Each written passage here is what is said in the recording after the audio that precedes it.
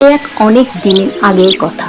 পদ্মপুর নামে একটি সুন্দর এবং শান্ত গ্রাম ছিল। সেই গ্রামে একটি মাত্র ছেলেকে নিয়ে বাস করত গফুর চাষি। সে একটি জমি আর বাড়ি, এই দুটি সম্বল নিয়েই সেখানে বাস করত। তার আর কেউ ছিল না।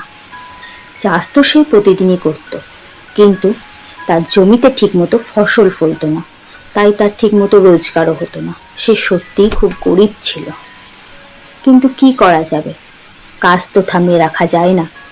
তাই সে প্রতিদিনের মতো সেই দিনও ক্ষেতের দিকেই যাচ্ছিল।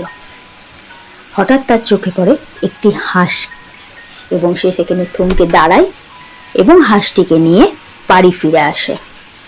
বাড়িতে আসার পর সেই হাঁসটিকে সে সম্পূর্ণ পরিচর্যা দেয়। হাঁসটিকে সে খেতেও দেয়, এরপর সে শুতে চলে যায়।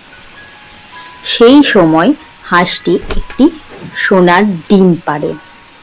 এরপর গফুর চাষি যখন ওঠে, দেখে হাঁসটি একটি সোনার ডিম দিয়েছে।